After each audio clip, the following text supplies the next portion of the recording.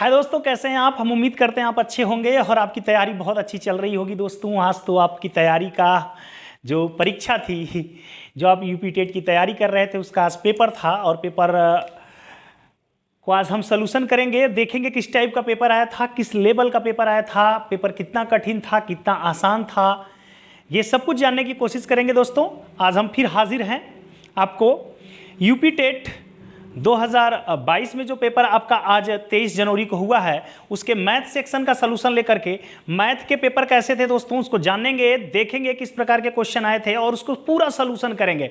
Answer जानने के साथ साथ आंसर की के साथ साथ दोस्तों उसका पूरा सलूशन देखेंगे और सलूशन बिल्कुल ही सरल तरीके से दोस्तों, शॉर्ट ट्रिक के माध्यम से और बिल्कुल सरल तरीके से। तो बिल्कुल वीडियो में बने रहिएगा अंत तक, आप देखिएगा कैसे क्वेश्चन आए थे, कैसे आसानी से लग सकते थे, कौन कठिन क्वेश्चन थे जिनको लगाने में आपको प्रॉब्लम हुई होगी। दोस्तों तो शुरुआत करते हैं आज के क्लास की। और क्लास का पहला क्वेश्चन 91 जो मैंने सेट मुझे मिला था जो पेपर, उस पेपर में ये आपका 91 नंबर पे प्रश्न था। आप अपने पेपर में मिला लेंगे दोस्तों किस नंबर पे है। कह रहा है कि त्रिभुज ABC के मध्य बिंदुओं को मिलाने पर, ये त्रिभुज ABC था दोस्तों, इनके AB का मध्य बिंदु F और AC का मध्य बिंदु E और BC का मध्य बिंदु अगर D है, ये मध्य बिंदुओं को अगर मिला दे, इन मध्य बिंदुओं को मिलाएं तो जो त्रिभुज बन रहा है DEF। दोस्तों ये जो त्रिभुज DEF बन रहा है ना, ध्यान देना, इसमें चार त्रिभुज बन रहे हैं, 1 2 3 और 4, ये चार त्रिभुज बन रहे हैं दोस्तों। और चारों त्रिभुज के क्षेत्रफल आपस में इक्वल होंगे। क्या होंगे दोस्तों? चारों त्रिभुज के क्षेत्रफल आपस में क्या होंगे? इक्वल होंगे। जब भी किसी त्रिभुज के मध्य बिंदुओं को मिलाने से त्रिभुज बनता है तो इस प्रकार से चार त्रिभुज बनते हैं और चारों त्रिभुज के क्षेत्रफल आपस में समान होते हैं। और किसी एक त्रिभुज का क्षेत्रफल, जैसे इस त्रिभुज का क्षेत्रफल पूछ रहा है, तो पूरे त्रिभुज का क्या कर देंगे? 1/4। अगर चारों बराबर है तो 4 से भाग देंगे, 1 का क्षेत्रफल आ जाएगा दोस्तों। तो DEF का जो क्षेत्रफल आपका हो जाएगा दोस्तों, यहां पे आप कर लेंगे 1/4 ABC का क्षेत्रफल। ABC का क्या हो जाएगा? क्षेत्रफल। विकल्प नंबर ढूंढेंगे दोस्तों, विकल्प नंबर डी आपका राइट हो जाएगा कि त्रिभुज DE का क्षेत्रफल 1/4 त्रिभुज ABC के क्षेत्रफल के क्या हो जाएगा? बराबर हो जाएगा। क्वेश्चन नंबर 92 दोस्तों आया था। थोड़ा सा इस पे अगर काम नहीं किए होंगे तो प्रॉब्लम हो सकती है, जिसमें आपको कहा था कि समांतर माध्य को ए से कह रहा है, ज्यामितीय माध्य गुणोत्तर श्रेणी जिसको कहते हैं जी से कह रहा है, हरात्मक माध्य जिसको HP कहते हैं हम, वो H से रिप्रेजेंट कर रहा है। तो कह रहा है कि इनमें संबंध क्या होता है। तो मैं बताऊं दोस्तों, इसमें अगर संबंध देखेंगे तो A is the greater than G और G is the greater or equal H होता है। मतलब ये बड़ा या बराबर होगा G के और G बड़ा या बराबर होगा H के। ये वाला पहला विकल्प आपका राइट हो जाएगा दोस्तों। यहाँ पे क्वेश्चन नंबर 93 की बात कर लेते हैं। क्वेश्चन नंबर 93 करा है, यदि दो संख्या का अंतर, इसको तो मैंने आप दोस्तों शॉर्ट ट्रिक में बताया था। शॉर्ट ट्रिक मैं ऑलरेडी पर डे एक आपको डाल रहा हूं अपने चैनल पे। पर डे आप एक शॉर्ट ट्रिक देख रहे होंगे, उस शॉर्ट ट्रिक में मैंने इसको डाला है कि दो संख्या का अंतर तथा गुणनफल क्रमशः 5 और 36 है, तो उनके व्युत्क्रमों का अंतर बताइए। दोस्तों हो सकता है यदि दो संख्या का योगफल और गुणनफल दे तो पूछेगा उनके व्युत्क्रमों का योगफल, और अंतर दिया है तो उनको व्युत्क्रमों का क्या पूछेगा? अंतर पूछेगा। और व्युत्क्रमों का अंतर जब पूछे दोस्तों तो मान लीजिएगा कि आपका आंसर हो जाएगा अंतर बटा गुणनफल। अंतर बटा गुणनफल, ये व्युत्क्रमों का अंतर है दोस्तों, व्युत्क्रमों का ये अंतर है, ध्यान दीजिएगा। व्युत्क्रमों का अंतर पूछेगा तो संख्याओं का अंतर बटा संख्याओं का गुणनफल। तो संख्याओं का अंतर बोला 5, गुणनफल बोला 36, तो विकल्प नंबर आ जाएंगे दोस्तों सी इज द राइट आंसर। आते हैं 94 पर। 20वीं सदी के स्वशिक्षित भारतीय गणितज्ञ प्रतिभावान कौन थे? अगर इनके बारे में आपसे पूछ रहा है दोस्तों तो आपका आंसर हो जाएगा श्रीनिवास रामानुज थे 20वीं सदी के गणितज्ञ। 95 नंबर पे क्वेश्चन दिया हुआ है दोस्तों, किसी कमरे के चारों दीवारों का क्षेत्रफल, कमरा है कोई दोस्तों, ध्यान दीजिए, ये कमरा है आपका, जिस कमरे में आप बैठे हुए हैं उस कमरे के चारों दीवारों का क्षेत्रफल देखेंगे दोस्तों। कमरा आपका हो सकता है कि उसमें लंबाई हो, चौड़ाई हो और क्या हो दोस्तों, ऊंचाई हो। तो कमरे की चारों दीवारों का क्षेत्रफल दिया हुआ है, तो चारों दीवारों का क्षेत्रफल क्या होगा दोस्तों? ध्यान दीजिएगा, कमरा की एक साइड जो आपकी हो जाएगी, जो कि लंबाई और ऊंचाई होती है, उसके सामने भी लंबाई और ऊंचाई होगी दोस्तों। अगर एक साइड आपकी लंबाई और ऊंचाई है तो ठीक उसके सामने भी लंबाई ऊंचाई। अगर चौड़ाई ऊंचाई लेते हैं तो ठीक इसके सामने चौड़ाई ऊंचाई। मतलब आप समझ पा रहे होंगे। तो 2LB 2LH लंबाई गुणे ऊंचाई प्लस 2BH ये होता है कमरे का क्षेत्रफल। यहां से चाहे तो 2H कॉमन ले लें दोस्तों, तो L plus B is equal to आपका इसी कमरे का क्षेत्रफल कितना दिया है 660 मीटर स्क्वायर दे दिया है दोस्तों। कह रहा है लंबाई उसकी चौड़ाई की 2 गुनी है। ध्यान दीजिएगा, लंबाई जो है चौड़ाई की 2 गुनी है। ध्यान देना दोस्तों, अगर चौड़ाई को हमने b मान लिया है, चौड़ाई b मान लिया है, तो लंबाई कितनी हो जाएगी दोस्तों 2b हो जाएगी। बोला है कि लंबाई चौड़ाई की 2 गुनी है। अगर चौड़ाई को b मानते हैं तो लंबाई हमारी 2 गुनी हो जाएगी। किसकी 2 गुनी हो जाएगी? चौड़ाई की 2 गुनी हो जाएगी। तो b का 2 गुना कर देंगे दोस्तों, 2b हो जाएगा। यहां पे वैल्यू l की जगह पे रख ले तो ये 2h, अगर यहां पर वैल्यू l की रख ले हम 2b और प्लस यहां पे b इक्वल हो जाएगा 660 दोस्तों। तो यहां पे 2h 2b और 1b मिलके हो जाएगा 3b बराबर 660। नीचे आगे देखना, इस कमरे की ऊंचाई 11 मीटर हो तो छत का क्षेत्रफल बताना है। कमरे की ऊंचाई दिया गया है 2 गुणे 11 गुणे 3b बराबर हो जाएगा 660 दोस्तों। यहां से आप काट लेंगे 11 छक्का 66 60, 3 से काटेंगे 20 तिहाई 60, 2 से काटेंगे 10, तो यहां पे आ जाएगा चौड़ाई आपकी कितनी आ जाएगी दोस्तों 10 आ जाएगी। ध्यान दीजिएगा, अगर चौड़ाई 10 मीटर आ गई दोस्तों तो लंबाई कितनी हो जाएगी? आइए इसको हम देख लेते हैं, मिटा के ऊपर से देख लेते हैं दोस्तों इसकी लंबाई कितनी हो जाएगी। आप देख रहे होंगे यहां पर अगर चौड़ाई इसकी 10 दिया है दोस्तों, तो लंबाई चूंकि चौड़ाई की 2 गुनी थी तो 10 का गुणा कर देंगे तो लंबाई कितनी हो जाएगी 20 मीटर हो जाएगी। चौड़ाई आपको पता चल गया 10 मीटर, लंबाई आपको पता चल गया 20 मीटर, चौड़ाई जैसा कि नीचे आप 10 मीटर और ये 20 मीटर। कहा है कि छत का क्षेत्रफल बताइए। तो जो छत होता है दोस्तों वो फर्श जैसा होता है। फर्श में क्या होता है? लंबाई और चौड़ाई। उसी प्रकार आपका जो छत होगा उसमें भी होगा लंबाई और चौड़ाई। तो क्षेत्रफल आपका कितना हो जाएगा? लंबाई गुणे चौड़ाई, तो 20 गुणते 10 कर देंगे दोस्तों, आंसर आ जाएगा 200 मीटर स्क्वायर। 200 मीटर स्क्वायर आपके विकल्प नंबर, यहाँ पे इसको ए बना लीजिए, ये विकल्प बी है, ये विकल्प सी है, ये विकल्प क्या हो जाएगा डी। विकल्प नंबर सी आपका 200 मीटर स्क्वायर दिया है दोस्तों, ये आपका क्या हो जाएगा? आंसर हो जाएगा। आइए आगे देखते हैं। तो क्वेश्चन नंबर 96 की बात कर लेते हैं। 95 तक हमारे हो गए थे, 96 की बात करते हैं। 96 कह रहा है कि यदि 10 के पावर 3x, 10 के power 3x is equal to क्या दिया है दोस्तों? 125 दिया है, और आपसे कह रहा है कि 10 के पावर -2x का मान बताओ। तो दोस्तों ये ऐसा कर लो कि इसको 10 के पावर 3x आप कर लोगे, इसको आप क्या करोगे 5 के पावर 3 लिख सकते हो। दोनों तरफ से 3 क्यूब रूट ले लें, घनमूल ले लें, तो दोनों तरफ से 3 हट गया। ये 10 के power x is equal to कितना है 5। अब मुझे जो लाना है दोस्तों वो कह रहा है कि 10 के पावर -2x, -2x का मतलब हो जाएगा दोस्तों, अगर आप क्या करो कि 10 के पावर x तो ये है, इसमें -2 का मल्टीप्लाई कर दो। अगर करोगे तो इधर भी होगा -2, अगर ये कर दो तो इसे हो जाएगा 10 के पावर -2, इसी की तो वैल्यू हमको लानी है। और ये हो जाएगा माइनस की वजह से बटे में आ जाएगा 5 के पावर 2, और हो जाएगा 1 बटा कितना 25, और 10 के पावर -2x की वैल्यू कितनी हो जाएगी दोस्तों 125। अभी तक का ये थोड़ा अच्छा सवाल रहा, थोड़ा सा लॉजिक इसमें लगानी है, थोड़ा सा घुमाया है ना, तो ये अच्छा सवाल था। 97 की बात कर लेते हैं दोस्तों। 97 कह रहा है कि इतना को किस संख्या से भाग देने पर भागफल इतना और शेषफल इतना प्राप्त होता है, तो भाजक क्या है? ठीक है, आपको पता है ये संख्या हमारी टोटल है, ये टोटल हमारी संख्या है 16075। आपको मालूम है कि जब कभी हम भाग देते हैं ये हमारी संख्या होती है, ये हमारा भाजक होता है दोस्तों, ये हमारा क्या होता है भागफल होता है, ये भागफल होता है, यहाँ पे शेष होता है हमारा। तो हम भाजक और भागफल का गुणा करते हैं, तो यहाँ पे लिखेंगे भाजक गुणे क्या भागफल, और फिर उसमें शेषफल को क्या करते हैं जोड़ देते हैं। भाजक गुणे भागफल, भाजक गुणे भागफल, और प्लस क्या करेंगे दोस्तों शेषफल को जोड़ देते हैं। अब वैल्यू को पुट कर लो, ये हो जाए 6075, और वैल्यू पुट करेंगे दोस्तों तो यहां पर देखेंगे भागफल की वैल्यू दिया है, शेषफल की वैल्यू, भाजक की वैल्यू निकालनी है। भाजक की वैल्यू को x मान लेते हैं, भागफल 167 है, और शेष हमारा कितना है दोस्तों 43 है। तो 43 को हम ले जाते हैं इधर माइनस कर लेते हैं, क्योंकि ये प्लस में इधर, तो इधर जाके माइनस हो जाएगा 43, तो ये हो जाएगा 16075 - 43 is equal to x multiply 167 हो जाएगा। यहाँ पे घटा लेंगे 2 और 7 में से 4 जाएगा 3, 016। अब दोस्तों इधर x की वैल्यू निकालने के लिए 167 से हमको क्या करना होगा डिवाइड करना होगा। विकल्प की तरफ भी थोड़ा सा ध्यान देते जाओ आप, जाहिर सी बात है कि जो आंसर आएगा उसके लास्ट डिजिट पे 6 होगा, तो 6 तो सब में दिया है। आओ देख लेते हैं पहली बार भाग कितना जाता है, तो हमें देना पड़ेगा 1000, इसमें 9 बार लगभग भाग जाएगा या 8 बार जाएगा, चेक कर लेते हैं। 9 बार चेक कर लेते हैं तो 9 सत्ते 63 को 3 होता है, 9 सत्ते 63 को 3, हासिल कितना होगा दोस्तों, हासिल आपका कितना आ जाएगा 6, 9 6 के 54, 54 में 6 जोड़ देंगे तो कितना हो जाता है 54 6 आपका होता है 60, 6 9 एकम 9 6 15, 9 6 कितना हो जाएगा आपका 15 हो जाएगा दोस्तों, 9 6 कितना हो जाएगा 15। अगर 9 सत्ते 63 को 3 हासिल 6, 9 6 के 54, 6 60, 9 एकम 9 और 6 15, तो 9 बार तो भाग चली जा रही है। अगर 9 बार भाग चली जा रही है दोस्तों तो यहाँ से हम क्या करते हैं, इनको घटा ही लेते हैं, ठीक है। तो ये इसमें से घटा लेंगे तो कितना बच जाएगा 1 0 0, 3 में से 3 गया 0, 0 में से 0, 6 में से 5 गया 1 और 1 में से 1, तो यहाँ पर और इधर 2 बच गया।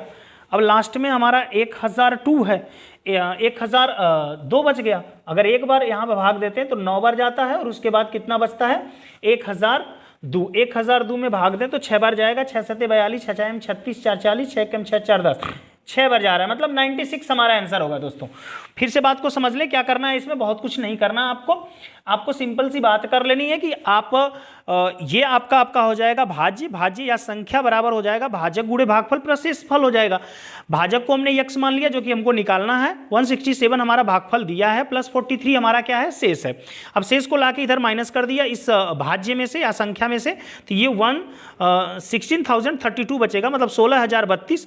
अब मैंने x गुणे 167 कर लिया और 67 से हमने क्या कर लिया डिवाइड कर लिया, और 67 से जब डिवाइड करेंगे आप काटेंगे तो 96 बार में कटेगा और 96 आपका क्या आ जाएगा आंसर आ जाएगा दोस्तों। आइए अगला क्वेश्चन देखते हैं। नेक्स्ट क्वेश्चन देखते हैं 98 नंबर पे जो क्वेश्चन हमारा था, मतलब 8वां क्वेश्चन ये हमारा होगा 98 की 50 से छोटे धन पूर्णांकों में अभाज्यों की संख्या।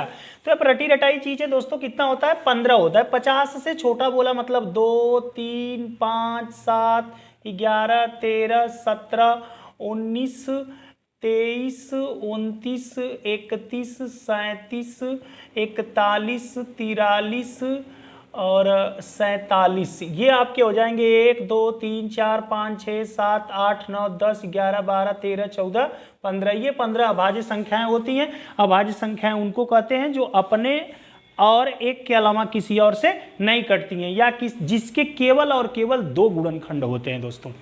क्वेश्चन नंबर 99 की बात कर लेते हैं दोस्तों। 99 कहता है दो संख्याओं में से बड़ी संख्या का दुगुना। दो संख्याओं में से, देखिए नीचे हमको संख्या दी गई दोस्तों, तो हम विकल्प से लगाएंगे, इक्वेशन नहीं बनाएंगे। ध्यान दीजिएगा, कहा कि दो संख्याओं में से बड़ी संख्या का दुगुना। बड़ी संख्या 14 ये 5 है, इसमें 11 ये 9 है, ये 43 ये 8 है, ये 17 ये 1 है। तो आइए पहली कंडीशन को चेक करते हैं। कह रहा है पहले विकल्प को चेक करते हैं, तो पहले विकल्प में आप देख रहे हैं 14 और 5 है, तो इसमें कह रहा है बड़ी संख्या का दुगुना, तो 14 का दुगुना क्या हो जाएगा 28। ये 14 का दुगुना 28 करा, छोटी संख्या के 5 गुने से 3 ज्यादा है। छोटी संख्या में 5 का गुणा करेंगे तो 5 पचे 25 और 3 जोड़ देंगे तो कितना आ जाएगा 28, मतलब 28 28 दोनों बराबर है। ये तो पहला सेटिस्फाई कर रहा है। दूसरा भी हम देख लेते हैं, अगर बी को देखेंगे तो 11 और 9 है, तो 11 का 2 गुना कर देते हैं दोस्तों, तो 11 दूना के 22, और इनमें हम 5 का गुणा करके 9 पचे 45 में 3 जोड़ेंगे तो कहीं ये 48 आ रहा है, तो ये तो गलत हो गया, ये विकल्प गलत हो गया। और इसको भी देखेंगे दोस्तों तो कहीं ये 43 का दुगुना क्या होता है, आप देखेंगे 43 और 8, तो 43 का दुगुना अगर बात करेगा तो ये हो जाएगा आपका कितना 86 हो जाएगा, और इसमें हम 5 का गुणा करके प्लस कितना करना है 5 बट्ठे 40 प्लस 3 करेंगे तो ये 43 ही हो रहा है, तो ये भी आपका क्या हो जाएगा गलत। उसी प्रकार इसको भी चेक करेंगे कि 17, यहाँ पे 17 का दुगुना आप कर देंगे तो 17 दूना के 34 हो जाएगा, लेकिन एक में 5 का गुणा करके 5 एक कम 5 और इसमें 3 जोड़ेंगे तो कितना आएगा, केवल और केवल कितना आ रहा है 8 आ रहा है दोस्तों। इसमें हम 11 का गुणा करके 22 हो जा रहा है, तो 9 का 5 गुना करके इसमें 3 जोड़ रहे हैं तो 48 आ रहा है, ये हो नहीं पा रहा है। 43 वाला भी नहीं हो पा रहा है क्योंकि 43 दूना के 86 है, 8 पचे 40 में 3 जोड़ेंगे तो 43 ही हो रहा है। 17 दूना के 34 से एक में 5 जोड़ेंगे 5 और 3, एक में 5 का गुणा करेंगे 5 और 3 जोड़ेंगे 8 ही आ रहा है। तो पहला सेटिस्फाई नहीं कर रहा है, केवल और केवल कौन सेटिस्फाई कर रहा है, पहला वाला विकल्प सेटिस्फाई कर रहा है। तो ऐसे ही ये आंसर हो जाएगा, दूसरा चेक करने की जरूरत भी नहीं है। अगर चेक करना का है तो चेक भी कर लें कि बड़ी संख्या का 4 गुना, बड़ी संख्या का 4 गुना मतलब 14 का 4 गुना, 14 चौको कितना हो जाएगा 56। कह रहा है छोटी संख्या के 3 गुने का योग, छोटी संख्या 3 पचे 15, इनका योग करेंगे तो आना चाहिए 71, 6 5 11, 5 1 6 1 7, बिल्कुल राइट है। तो विकल्प नंबर ए हमारा क्या हो जाएगा दोस्तों, सही हो जाएगा। आइए नेक्स्ट क्वेश्चन देखते हैं। एक वर्ग का क्षेत्रफल जिसकी एक भुजा 8 है। अब आइए बहुत ध्यान से देखिएगा, क्वेश्चन नंबर 100 ये आपका है। एक वर्ग की भुजा 8 है, उस आयत का क्षेत्रफल के बराबर है। मतलब एक वर्ग जिसकी भुजा 8 है, ये आयत के क्षेत्रफल के बराबर है। कहने का मतलब एक वर्ग है और एक आयत है, दोनों का क्षेत्रफल आपस में क्या है, बराबर है। इसकी प्रत्येक भुजा कितनी है दोस्तों, 8 है, तो इसका क्षेत्रफल हो जाएगा 64। इसमें बोला है कि इसकी लंबाई 16 दिया है, चौड़ाई को पूछ रहा है। भी मान लेते हैं, चूंकि दोनों का क्षेत्रफल बराबर है तो ये क्या हो जाएगा, 16 गुणते भी, क्योंकि लंबाई गुणे चौड़ाई, 16 से काट दें, 16 चौक को 64, तो बी बराबर कितना आ जाएगा दोस्तों, 4। और 4 हमारा यहाँ पे आंसर दिखाई दे रहा है, विकल्प नंबर सी राइट हो जाएगा दोस्तों। क्वेश्चन नंबर आप देखते हैं 101 में क्या कह रहा है कि a/3 b/4 और c अपान, तो कह रहा है a b c, a + b + c का मान। इसका मतलब सबके बराबर यदि आप k मान लें तो a का मान 3 के 4 के 5 के हो जाएगा, k सब में है तो कट जाएगा, तो 3 के 4 के 7 के और ये मिला देंगे तो 14 के होगा, 4 3 7 7 14, तो ऊपर हो जाएगा 14 के और नीचे हो जाएगा 7 के से के कट गया, 7 दूना के 14। तो यहाँ पे विकल्प नंबर 1 कितना आ जाएगा दोस्तों, ए आ जाएगा। यदि 5 जनवरी 1991 को शनिवार था, बहुत ध्यान से इस बात को समझिएगा, यहीं पे समझाते हैं। देखिए 5 जनवरी 1991 को क्या था, शनिवार था, तो 3 मार्च 1992, इसको बहुत ध्यान से देखिए, 1992 की बात कर रहा है दोस्तों। जब 1992 में हम जाएंगे, जब एक साल हमारा बढ़ता है, अगर एक साल हमारा बढ़ता है, अरे देखिए बात कब की है, जनवरी की है। अगर साल हमारा बढ़ता है तो सेम दिन जो होता है उसी तारीख में एक दिन आगे चला जाता है। जैसे आज अगर 23 तारीख है और आज हमारा 2000 क्या है 22 है, और तो 2023 में 23 तारीख को, जैसे आज संडे है तो 2023 में 23 तारीख को क्या हो जाएगा, मंडे हो जाएगा, मतलब सोमवार। एक दिन बढ़ जाता है, लेकिन अगर उसमें लीप ईयर आ जाता है तो 2 दिन बढ़ जाता है। लेकिन जो डेट हमारा होना चाहिए वो फरवरी के बाद होना चाहिए, लेकिन यहां पे क्या है, डेट हमारा फरवरी से पहले है, जनवरी का ही डेट है। तो इसका मतलब कि 5 जनवरी 1991 को यदि शनिवार है तो 5 जनवरी 1992 में 5 जनवरी को जाएंगे तो भी हमारा क्या हो जाएगा, रविवार हो जाएगा। एक ही दिन केवल बढ़ेगा, क्योंकि ये जनवरी की बात हो रही है, फरवरी तो अभी आया नहीं। अब आगे बढ़ते हैं, 5 जनवरी तक की तो बात हमने कर ली कि 5 जनवरी को क्या है, रविवार है। अब जनवरी पूरा करने के लिए, जनवरी 31 दिन का होता है तो 26 दिन इसमें बाकी है। इसके बाद हमारा आता है फरवरी चूंकि 1992, जो 92 है 4 से कट जाता है, इसलिए लीप ईयर है, और लीप ईयर में फरवरी 29 दिन का होता है तो यहाँ पे 29 हो जाएगा। और प्लस इसके बाद मार्च में जाना है कै दिन, 3 दिन। तो आपको पता है कि दिन अपने आप को 7 दिन के बाद दोहराता है, तो 7 से इसमें भाग दे देंगे तो कितना हो जाएगा, 7 त्रिके 21, 7 त्रिके 21 हो जाएगा। शेष कितना बच जाएगा, 5 बच जाएगा। 21 5 क्या होता है, 26 होता है, तो शेष हमारा कितना बच जाएगा, 5 बच जाएगा दोस्तों। ठीक है, शेष 5 बच गया। यहाँ पे 7 चौक को 28, तो शेष यहाँ पे कितना बच गया, 1, और यहाँ पे शेष कितना है, 3 है ही है, तो 5 1 6 3 9, जोड़ कितना आ रहा है, 9। चूंकि 9 7 से बड़ा इसलिए एक बार और 7 से भाग देंगे तो शेष कितना आएगा, 2 आएगा। मतलब कि 2 दिन हमारा आगे बढ़ जाएगा, जो ये डेट है, दिन है, वो 2 दिन और आएगा। तो रविवार के बाद आता है सोमवार, और सोमवार के बाद आ जाएगा दोस्तों मंगलवार, और विकल्प नंबर डी हमारा क्या हो जाएगा, राइट हो जाएगा दोस्तों। विकल्प नंबर डी हमारा मंगलवार दिया है और मंगलवार हमारा क्या होगा, सही होगा। आइए नेक्स्ट क्वेश्चन देखते हैं। आइए दोस्तों क्वेश्चन नंबर 103 को देखते हैं। 103 हमारा सिंप्लीफिकेशन करना है, जिसमें कह रहा है कि बड़ा ब्रैकेट है 1/3। देखिए ध्यान दीजिए, मैं डायरेक्ट थोड़ा हल करूंगा। 1/3 की पावर -3 है। अगर पावर को प्लस करना है तो ये अंदर की चीज को क्या करते हैं, पलट देते हैं। तो पलटेंगे तो क्या हो जाएगा, 3/1। 3/1 का मतलब 3, तो 3 का क्यूब हो जाएगा। यहाँ पे क्या हो जाएगा, 3 का क्यूब हो जाएगा। यहाँ पर माइनस है, यहाँ पर ये भी पलटेगा क्योंकि ये भी माइनस है, तो 4 का स्क्वायर हो जाएगा, छोटा कोष्टक, इसके बाद बड़ा कोष्टक, मझला कोष्टक, और इसके बाद भागे है, ये भी माइनस है तो ये भी पलटेगा, तो 4 के पावर 3 हो जाएगा, और इसके बाद आपका बड़ा कोष्टक यहाँ पे आ जाएगा दोस्तों। ठीक है, तो ये भी छोटे कोष्टक में था तो हटा दिया। अब ये पहले कोष्टक को हल कर लें तब तो भाग देंगे। तो 3 के पावर 3 का मान हो जाएगा 27, 4 के पावर 16 का मान हो जाएगा, 4 के पावर 2 का मान हो जाएगा 16। छोटा ब्रैकेट तोड़ देते हैं, मझला है, ये बड़ा है, ये भागे है, 4 के पावर 3 का मान हो जाएगा 4 चौक को 16 चौक को 64। अब ये 27 में से 16 जाता है तो 11 भाग का मतलब बटा नीचे हो जाएगा 64, तो 11/64 विकल्प में है, विकल्प नंबर सी हमारा राइट कर लेंगे दोस्तों। क्वेश्चन नंबर 104 को देखिएगा बड़े ध्यान से, कुछ है नहीं इसमें। कह रहा है त्रिभुज की रचना करने के लिए संभव भुजाएं हैं। मैंने बहुत बढ़िया से आपको समझाया, जब ट्रायंगल पढ़ाया तो भी समझाया, फिर सीटेट का प्रैक्टिस करा रहा था उसमें भी ये क्वेश्चन आया था और बहुत प्यार से आपको बताया था कि कैसे हम त्रिभुज की जान पाएंगे कि इसे इन भुजाओं से त्रिभुज बन सकता है या नहीं बन सकता। दो कंडीशन बताई थी, अगर दो भुजाओं का योग, तीन भुजाएं दी गई होंगी, दो भुजाओं का योग जो होता तीसरी से अगर बड़ा हो जाएगा, दो भुजाओं का योग किसी तीसरी से बड़ा हो जाएगा तो समझ लीजिए कि वहां पर हमारा क्या हो जाएगा, त्रिभुज संभव है। अगर दो भुजाओं का योग तीसरी से बड़ा नहीं होगा दोस्तों तो वहां पे त्रिभुज हमारा संभव नहीं है, ठीक है।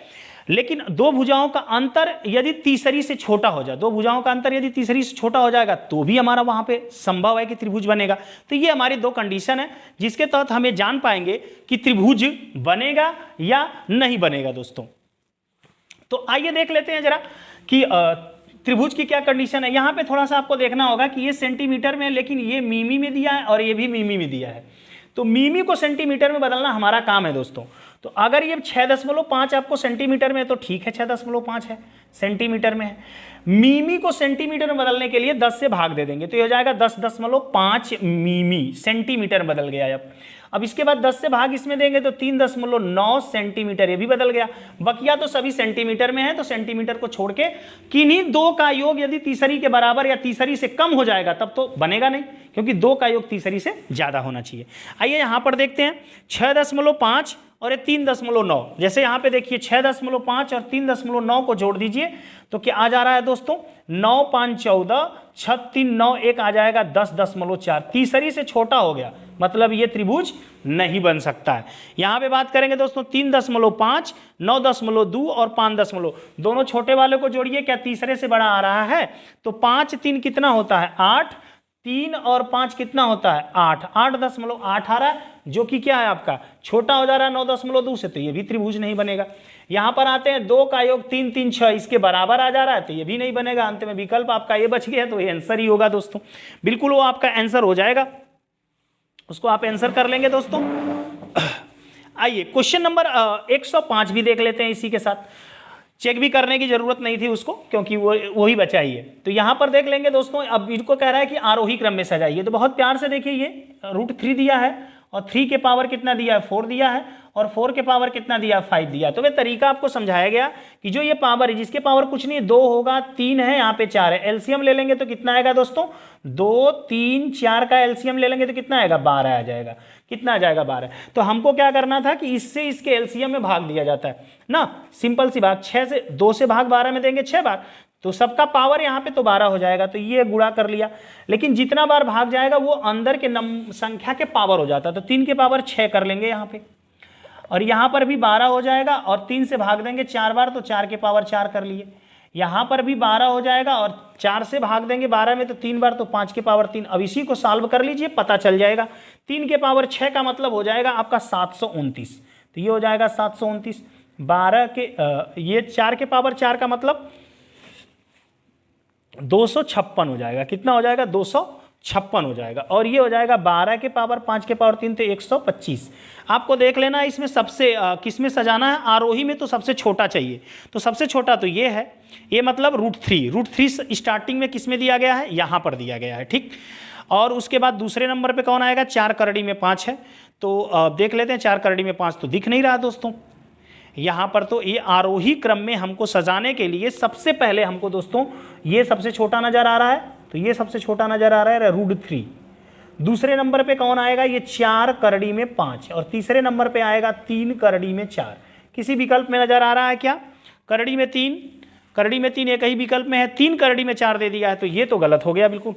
तो इनमें से कोई नहीं, नन ऑफ दीज, इनमें से कोई नहीं आपका विकल्प क्या हो जाएगा दोस्तों, राइट हो जाएगा। आप एक बार और चेक कर लें, √3 दिया हुआ है यहाँ पे, तो 3 के पावर 6 का मतलब होता है 3 3 के 9 3 27, सॉरी ये 729 था दोस्तों, ध्यान दीजिएगा, ये क्या था 729 बोला गया, 729 लेकिन लिखे नहीं, तो ये सबसे बड़ा हो गया ना, तो सबसे छोटा हमारा ये हो गया, ध्यान दीजिए, ये थोड़ा यहाँ पे मिस्टेक हो गया।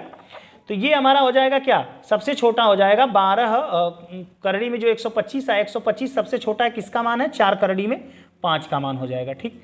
इसके बाद हमारा हो जाएगा यहाँ पे दोस्तों ये दूसरे नंबर पे आ जाएगा, मतलब 3 करड़ी में 4, और ये आ जाएगा लास्ट में आपका करड़ी में 3। तो विकल्प मिलाइए, तब हमारा हो जाएगा 4 करड़ी में 5, 3 करड़ी में 4, और ये पहला विकल्प राइट हो जाएगा दोस्तों। ये गलती हो गई थी, थोड़ा सा ध्यान दीजिएगा। तो ये विकल्प नंबर ए हमारा राइट हो जाएगा, क्योंकि 3 के घाते 6 का मान 729 होता है, मैंने यहाँ 72 लिख दिया था, इसकी वजह से मिस्टेक हो गया। आइए नेक्स्ट क्वेश्चन देखते हैं दोस्तों। नंबर 106 देख लेते हैं। 106 क्वेश्चन नंबर में कह रहा है यदि किसी वस्तु का क्रय मूल्य उसके विक्रय मूल्य का 3/2 है तो लाभ या हानि, मतलब क्रय मूल्य का मतलब सीपी जो है एसपी का दोस्तों कितना है, 3/2 है। यदि एसपी को इधर ले जाए तो सीपी बटे एसपी इज इक्वल टू हो जाएगा 3/2, मतलब सीपी का मान रेशियो में 3 है, एसपी का 2 है। तो सिंपल सी बात है कि यहाँ पे मुझे क्या होगा, लॉस होगा। सीपी माइनस एसपी कर देंगे, लॉस पता चल जाएगा, 3 में से 2 जाएगा 1।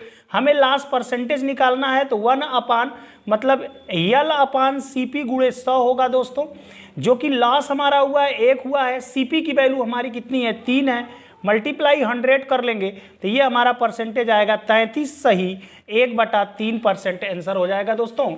33 सही 1/3%, लेकिन हमारा क्या है, लॉस है। 33 सही 1/3% हमारा लॉस होगा। कह रहा है 12 से भाग देने पर शेषफल क्या होगा दोस्तों। तो इसमें 12 से भाग देने के लिए कह रहा है कि 12 1 0 12, 12 1 कम 12 दोस्तों, यहाँ पे हो जाएगा 0। 1 आप उतारेंगे भाग नहीं जाएगा, 0 बार ले जाएंगे, यहाँ घटा लेंगे 1। अब ये 0 उतार लेंगे तो फिर भी भाग नहीं जा रहा है तो 0 बार ले जाएंगे, 1 उतारेंगे, यहाँ पे हो जाएगा दोस्तों 12/96। यहाँ पे लिख लीजिए 100 12/96। अगर 96 आप इसमें से घटाते हैं तो 11 में से 6 गया 5, 2 उतार लेंगे, और 12 चौको 48 होता है दोस्तों। अगर 48 घटा दे तो यहाँ पे 4 शेष बच जाएगा, और 4 विकल्प नंबर डी आपका क्या हो जाएगा, राइट हो जाएगा। बोला है इतना गुणे इतना गुणे इतना गुणे इतना के गुणनफल में इकाई अंक, तो केवल इकाई अंक का गुणा करिए। 8 6 48, 48 में क्या मिलेगा, 8 मिलेगा। 8 9 72, 72 का क्या मिलेगा, 2, 2 दूना के 4, तो इकाई अंक पर दोस्तों क्या आ जाएगा, 4 आ जाएगा। आइए दोस्तों क्वेश्चन नंबर 109 देख लेते हैं। 109 में दिए गए आंकड़ों का माध्य, माध्य दिया है दोस्तों 4.5, माध्य क्या दिया है 4.5। तो माध्य क्या होता है, सभी मानों को जोड़ लेते हैं, जितना ये मान दिए होते हैं उतना से भाग। तो 1 2 3 4 5 6 7 8 9 10, तो ये 10 है तो 10 नीचे हो जाएगा, जोड़ लें। तो यहाँ पे 2 1 3 3 6 4 10 5 15, 15 5 20, और 20 7 27 हो जाएगा दोस्तों। 27 में 8 जोड़ देंगे तो कितना हो जाएगा, 35 7 42, तो यहाँ पे हो जाएगा 42, और प्लस x जोड़ लेंगे इसमें, बराबर इसका माध्य हो जाएगा जो 4.5 दिया है। 10 से गुणा कर दीजिए दोस्तों, तो ये 42 plus x is equal to क्या हो जाएगा, 45। 42 जाके माइनस हो जाएगा तो x is equal to 45 minus 42, और x इज इक्वल टू आपका क्या आ जाएगा, 3। x का मान 3 आ गया दोस्तों। अब गौर करिएगा, x का मान ये क्या आ गया, यहाँ पे 3 आ गया दोस्तों, क्या आ गया, 3। अब हमको क्या निकालना, माध्यक निकालना, मीडियन, मीडियन निकालना है। तो इनको हम आरोही क्रम में लिख लेते हैं। तो 1 2 3, एक और 3 है, 4 1 5 2 5 2 7, और इसके बाद 1 8। मीडियन निकालने के लिए हमें क्या करना होता है, आरोही या अवरोही क्रम में लिख लेना होता है दोस्तों। अब हमको क्या करना है, अब देखना है कितने पद हैं, 1 2 3 4 5 6 7 8 9 10, 10 पद हैं। इसलिए हमें क्या करना होता है, अगर पदों की संख्या हमारी 10 है, जो कि क्या है, एक सम संख्या, तो इसके लिए क्या किया जाता है, n/2 प्लस n/2 प्लस 1वां पद, वां पद, और ये भी होगा आपका वां पद। ठीक है दोस्तों, ये भी होगा वां पद। दोनों को जोड़ के 2 से क्या करेंगे, भागे। n/2वां पद से मतलब क्या है, जैसे 10 में 2 से भाग देंगे, 10 है ना, तो 10 में 2 से भाग दे दिया, वां पद प्लस 10/2 धन 1 वां पद दोस्तों, और इसमें हमने 2 से भाग दे दिया, तो 2 5 10। 5वां पद क्या है, 1 2 3 4 5, 5वां पद 4 है। फिर 10 से भाग दे दिया, 5 5 1 6, 6वां पद क्या है, 1 2 3 4 5 6, 6वां पद क्या है, 5/2, 5 4 9, 9 में अगर 2 से भाग दोगे दोस्तों तो क्या आ जाएगा, 4.5। तो हमारा मीडियन क्या हो जाएगा, 4.5 आंसर हो जाएगा दोस्तों। आइए नेक्स्ट क्वेश्चन देखते हैं। क्वेश्चन देखते हैं दोस्तों, ये आपका था सांख्यिकी में विचरण का विश्लेषण। विचरण का विश्लेषण जो आर.ए. फीसर ने दिया था, इस विधि का मुख्य श्रेय आर.ए. फीसर को जाता है दोस्तों। 111 पे आ जाते हैं। 111 कह रहा है यदि अवरोही क्रम में लिखे आंकड़ों, मान लीजिए कई आंकड़े हैं, 1 2 3 4 5 6 आंकड़े मान लीजिए यहाँ पे दोस्तों हैं। अगर एक इधर से निकाल देते हैं, एक इधर से, आंकड़ों के छोरों से प्रेक्षण हटाए जाते हैं, दोनों छोर से, एक ठो इधर से एक ठो इधर से हटा दिया गया। तो अभी जो मीडियन होगा दोस्तों, तो अभी तो मीडियन जो होगा, माध्यिका जो होती है, माध्यक जो होता है, ये तो नहीं प्रभाव पड़ेगा, ये तो अभी भी यही भी होगा, जब ये दोनों थे तो भी यही पे होगा। तो प्रभाव किस पे पड़ा? माध्य पे पड़ा दोस्तों, और किस पे पड़ेगा? बहुलक पे पड़ेगा। माध्य और किस पे पड़ेगा? बहुलक पर प्रभाव पड़ेगा। तो विकल्प हमारा माध्य और बहुलक जो होगा राइट हो जाएगा। आगे है 5 सेंटीमीटर भुजा वाले एक घन के सभी फलक को रंग दिया जाता है। 5 सेंटीमीटर वाला सभी फलक को रंग दिया गया, एक घन सेंटीमीटर में काट लिया जाता है, तो केवल एक फलक पर रंग होंगे। तो इसका फार्मूला हो जाता है दोस्तों आपका 6x - 2 का होल स्क्वायर। इसका मतलब 6 हो जाएगा, x का मतलब कितनी भुजा थी? तो 5, तो 5 में से 2 घटा दिया, स्क्वायर कर दिया दोस्तों। 6, 5 में से 2 गया 3, 3 का स्क्वायर कर लेंगे तो हो जाएगा 9, और 9 छके क्या हो जाएगा दोस्तों? 54 हो जाएगा। ये आपका केवल एक फलक रंगीन सतहों की संख्या का फार्मूला है जब सभी सतह रंगे होंगे दोस्तों। तो ये 54 आपका आंसर हो जाएगा यहाँ पे, विकल्प नंबर डी। पंचभुज के अंतःकोण, कई बार ये शार्ट ट्रिक में भी हमने बताया है दोस्तों, अंतःकोणों का मान के लिए आपका फार्मूला है 2n-4, या इसको कहते हैं दोस्तों n-2 इंटू 180, n-2 इंटू 180। यहाँ पे कुल अंतःकोण का मान निकल जाएगा, टोटल अंतःकोण का मान निकल जाएगा। n का मतलब भुजा, तो 5 में से 2 निकाल लेंगे 3, और 180 का गुणा कर दें, 18 × 3 = 54, 540 अंश, 540 हो जाएगा टोटल। विकल्प नंबर डी आपका राइट हो जाएगा। आइए दोस्तों नेक्स्ट क्वेश्चन देखते हैं। आइए दोस्तों क्वेश्चन नंबर 114 देखते हैं। 114 क्वेश्चन में कह रहा है कि एक खंबे का 4/7 भाग कीचड़ में धंस गया है, मतलब 4/7 भाग धंसा हुआ है। कह रहा है कि धंसे हुए का 1/3, मतलब जो 4/7 घटा है, धंसा है, इसका 1/3 बाहर खींचा जाता है। मतलब इसका ये तो पूरा है, इतना धंसा है, और इसका इतना बाहर खींच लिया गया, तो पाया जाता है कि 8 मीटर अभी भी कीचड़ में। तो इतना पूरा था, जितना खींच लिया गया उसको घटा दे, अगर घटा देंगे तो जो बचेगा वही 8 के बराबर हो जाएगा दोस्तों। देखिए दोनों में से 4/7 कॉमन है, 4/7 यदि कॉमन ले लें तो यहाँ पे क्या बच जाएगा? 1 - 1/3, 3 एकम 3 में से गया 2, तो 4/7 गुणे 2 कितना? 3। यही चीज किसके बराबर है? टोटल 8 के बराबर है, मतलब ये 8 के बराबर है। इतना भाग अभी भी क्या है? कीचड़ में अभी भी है, तो ये इसके बराबर हो जाएगा। तो देखिए ऊपर से ऊपर कटेगा, 4 दूना के 8, ये मतलब x मान लेते हैं टोटल का इतना, तो ये x की वैल्यू आ जाएगी यहाँ पे पूरे खंबे की। तो 7 × 3 = 21, और यहाँ पे 1 होगा तो 21 × 1 = 21, x बराबर हो जाएगा टोटल खंबा की लंबाई 21 मीटर। विकल्प नंबर सी आपका राइट हो जाएगा। यहाँ पर देखिए दोस्तों, मैंने ये आपको शार्ट ट्रिक में बताई हुई है कि a + b, b + c और c + a, इसको लगाने के कई मेथड हमने बताया आपको है। एक लास्ट में मैंने एलसीएम मेथड बताया था, बड़ा ही आसान मेथड है। देखिए 12 दिन में करते हैं, ये 15 दिन में करते हैं, और ये कितने दिन में करते हैं? 20। अगर इनका एलसीएम निकाला जाए तो आ जाएगा 60।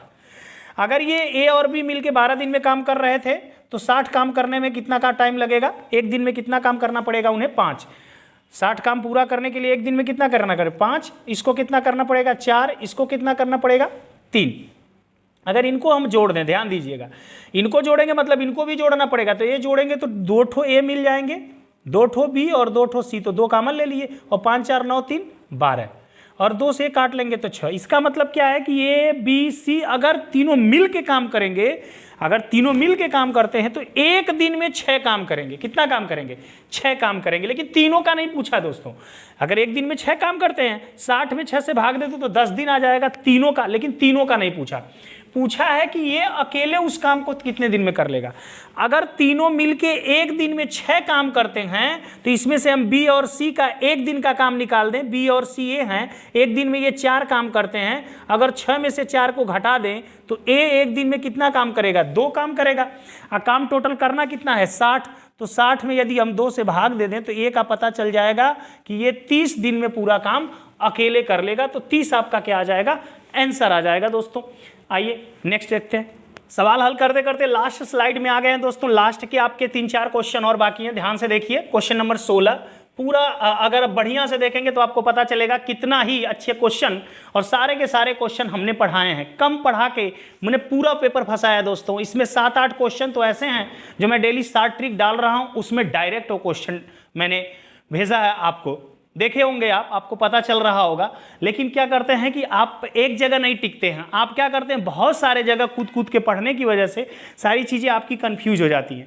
इसलिए मैंने शुरुआत में ही आपसे कहा कि आप जहाँ पढ़ रहे हो वहीं पे पढ़ो मन लगा के। अगर वहाँ नहीं समझ में आ रहा है तो आ जाओ मेरे साथ, और मेरे साथ आप मिल के पढ़ो, एक साथ पढ़ो। मैं आपके साथ बिल्कुल जेन्युइन जुड़ के पढ़ा हुआ था, कम पढ़ाया था, सारी चीज़ें 10 मिनट 20 मिनट 15 मिनट की मैं दे रहा था आपको। अगर वो रोज़ाना आप देखते तो आज मैथ में बिल्कुल 25 कहीं नहीं गया था आपका, 30 में 30 भी ला सकते थे, बट 25 तो कहीं नहीं जाता दोस्तों। लेकिन आइए चलिए, अच्छा किए होंगे। जैसा आपका नंबर कितना जा रहा है हमें ज़रूर बताइएगा मैथ में, कि आपके टोटल नंबर कितने जा रहे हैं, मैथ में कितना आप कर पा रहे हैं, पहले से आपका कितना सुधार हुआ, कमेंट के द्वारा आप बताएंगे। और ये सलूशन कैसा लग रहा है ये भी हमको आप ज़रूर बताएंगे। आइए क्वेश्चन नंबर 16 देखते हैं। लिखा है का मौसा बताना है। तो जब हमको भिन्न दे देता है और भिन्नों का मौसा निकालना हो तो जो ऊपर दिए होते हैं उनका मौसा निकालते हैं। 14, 42 और 21 का मौसा निकालेंगे, और जो हर होता है उसका लौसा निकालते हैं। 33, 55 और 22 का क्या निकालेंगे, लौसा निकालेंगे। जब इनका मौसा निकालते हैं दोस्तों, तो मौसा की मैंने बताया जो पास में नंबर होते हैं, जो पास में, जैसे 14 और 21 क्या पास में है, इनके बीच में कितने का अंतर है, 7। अगर 7 से सब कट जाएंगे तो ये मौसा हो जाएगा, तो कट जा रहे हैं तो मौसा हो गया। नीचे आएंगे, देखिए इसका गुणनखंड करेंगे, 11 तिया 33, इसका करेंगे 11 पचे 55, इसका करेंगे 11 दूना के 22। अब ध्यान दीजिएगा 11 सब में है तो 11 हो गया। 3 ले लेंगे, 3 की बिरादरी का, 5 की बिरादरी का 5, 2 की बिरादरी का 2, 2 पचे 10 तिहाई 30, 30 में 11 का गुणा करेंगे तो 11 तिया 33, 7/300 क्या आ जाएगा 30, और 7/330 आपका इसका क्या हो जाएगा दोस्तों, HCF हो जाएगा। इनका वर्गमूल निकालना है। 117 को देखो प्यार से दोस्तों, ये वर्गमूल, वर्गमूल का मतलब ये वर्गमूल का चिन्ह होता है, करड़ी लगा देते हैं, तो 7 + 2 करड़ी में आपका हो जाएगा 10, 7 + 2 करड़ी में 10। ध्यान दीजिएगा, ऐसा कोई भी चीज मिल जाए जिनके ऊपर डबल करड़ी लगी हो, या कोई चीज ऐसी मिल जाए इसका वर्गमूल निकालने के लिए कहे, अगर बीच में 2 दिख जाए दोस्तों तो काफी आसान है, कुछ नहीं करना है। इस 10 को ऐसे 2 भागों में बांटना है कि गुणा तो ये 10 मिल जाए और उनको जोड़े तो ये 7 मिल जाए। 5 दूना के 10, 5 दू 7। तो आप क्या करिएगा, दोनों को अलग अलग करड़ी में रख करके ऐसे लिख दीजिएगा, करड़ी में 5 धन करड़ी में 2। विकल्प नंबर ए आपका मिल जा रहा है। इसको हम करड़ी में 2 धन करड़ी में 5 भी लिख सकते हैं दोस्तों, क्योंकि प्लस में तो आगे पीछे लिखा जा सकता है ना। तो ये आपका आंसर हो जाएगा। यहाँ पर 118 नंबर का क्वेश्चन, जो कि पढ़ने से लग रहा है कि काफी बड़ा और काफी कठिन होगा। जैसे कह रहा है कि एक वर्ग और समबाहु त्रिभुज। तो देखो दोस्तों, ये वर्ग बन गया, वर्ग और समबाहु त्रिभुज की एक भुजा उभयनिष्ठ। उभयनिष्ठ का मतलब होता है कॉमन, कोई एक ठो ले लो कॉमन, ये ले लो चाहे ये ले लो। अगर ये कॉमन लेते हैं तो ऐसे हो गया। अगर ये वर्ग है तो इसकी सभी भुजाएं बराबर होंगी दोस्त, और ये समबाहु त्रिभुज है तो इसकी भी सभी भुजाएं बराबर होंगी। और एक भुजा दोनों की उभयनिष्ठ, अगर इसको हम ये मान लेते ये भी ये होगा, ये भी ये होगा, ये भी ये होगा, ये भी ये भी ये, सारे के सारे ये हो गए।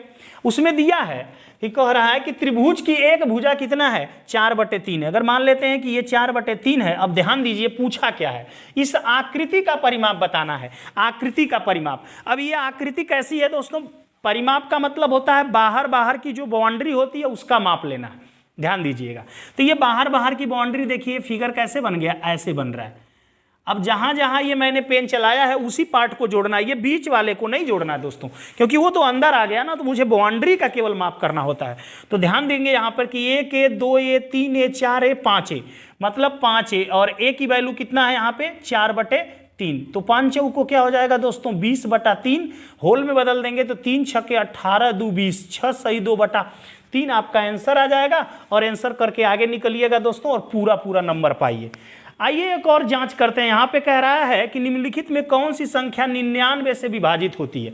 99 के बारे में आप जानते हैं कि ये क्या है, 11 और 9 का गुणनफल होता है। इसका मतलब इसमें जो नंबर दिया होगा, जो नंबर 11 से भी कटेगा और 9 से भी कटेगा, वही हमारा क्या हो जाएगा दोस्तों, आंसर हो जाएगा। तो पहले हम 9 से चेक करते हैं। 9 से तो देखिए 9 से चेक कर रहे हैं, तो जब जब जोड़ 9 आ जाएगा तो वहां से हटा देंगे। जैसे 9 हट गया, 3 1 4, 4 4 8, 2 10, 10 6 16, 16 नहीं कटेगा, तो ये तो हमारा आंसर हो ही नहीं सकता। यहाँ पे आते हैं 1 3 5, 1 3 4, 4 5 9, 9 खत्म, 7 2 9, ये भी 9 खत्म, ये भी 9 खत्म, तो ये तो 9 से कट रहा है। ठीक है, ये आंसर हो सकता है अगर 11 से भी कट जाए तो। आइए 11 का नियम होता है एक एक छोड़ के जोड़ना। तो 1 और 5 कितना, 6 और 9 15, तो 15 हो गया। अब जो बचा उसको जोड़िए, 3 7 10 और 10 2 12, इनका अंतर करेंगे तो 3 आ रहा, तो ये तो 11 से नहीं कटेगा ना, अंतर 11 से कटना चाहिए, चाहे 0 आना चाहिए एक एक छोड़ के जोड़ने पर, तो ये भी नहीं आंसर होगा। अब यहाँ पे आते हैं, पहले तो चेक करें 9 से कट रहा है, 1 1 2 4 2 6 6 3 9 5 4 9 कट जा रहा है। अब देखिए 11 से ऐसे एक एक छोड़ के, 1 और 4 5 4 9, यहाँ पे 1 3 4 5 9, 9 में से 9 गया 0, इसका मतलब ये हमारा आंसर पक्का होगा, क्योंकि ये 11 से भी कट रहा है और 9 से भी कट रहा है दोस्तों। तो ये हमारा आंसर हो गया विकल्प नंबर सी राइट। यहाँ पे आते हैं, पाई क्या है, पाई क्या है, अभाज्य संख्या, नाना बाबा ये अभाज्य संख्या नहीं है। अपरिमेय संख्या, जी बिल्कुल अपरिमेय संख्या है, पाई हमारा इरेशनल नंबर है, अपरिमेय संख्या है दोस्तों। तो इस प्रकार से आपने देखा, मैंने सारे आपके 30 क्वेश्चनों को बारीकी के साथ एकदम बिल्कुल सॉल्यूशन के साथ आपको दिया। आप समझ पाए होंगे कि हमारा क्वेश्चन गलत है या सही है, यही नहीं इसके साथ ये भी जान पाए होंगे गलत क्यों है। अगर अंदाजा सही हो गया होगा तो ये भी पता चल जाएगा दोस्तों कि हमने अंदाजा मारा था लेकिन सही हो गया। अगर गलत हुआ होगा तो कैलकुलेशन पता चलेगा कि किस कैलकुलेशन में हमने क्या सोच लिया कि गलत हो गया। आप इसको फिर से पढ़ें, क्योंकि पढ़ाई तो बंद नहीं होती ना दोस्तों, पढ़ाई तो आगे चलेगी ना आपकी, आगे आप करेंगे। हो सकता है मैथ में 2-4 नंबर कम आपके हो जाए, बट आप टेट तो पास होंगे ना, बिल्कुल पास होंगे, पेपर आपका अच्छा हुआ होगा, विश्वास रखिए। सुपर टेट की तैयारी में लग जाइए, और सुपर टेट के लिए जैसे ही कुछ सूचनाएं आती हैं दोस्तों, मैं तुरंत रीजनिंग और मैथ पैरेलल एक साथ लेकर के, एक दिन रीजनिंग एक दिन मैथ लेकर के आऊँगा। और मैं फिर वादा आपसे करता हूँ कि सुपर टेट फिर आपका बहुत अच्छा जाएगा। बस मैं जितना पढ़ाता हूँ उतना ही पढ़िए, मैं बहुत कम पढ़ाता हूँ। अगर आप उतनी चीज़ों को एक्सेप्ट कर पा रहे हैं, ले पा रहे हैं दोस्तों, यकीनन विश्वास रखिए आपके पूरे के पूरे मार्क आएंगे मैथ और रीजनिंग में। तो आज के लिए इतना ही दोस्तों। वीडियो कैसी लगी कमेंट करके हमें ज़रूर बताइए, अपने दोस्तों तक पहुँचाइए, और हमें बहुत अच्छा लगेगा आपका कमेंट जब आएगा, जब आप कुछ बताएंगे हमको, जब हमें इस में मदद करेंगे कि हम कैसा बना रहे हैं आपके लिए, हम हमारा कैसा चल रहा है आपके साथ जो कर रहे हैं। तो आज के लिए इतना ही दोस्तों, नेक्स्ट क्लास में मिलेंगे। जय हिंद।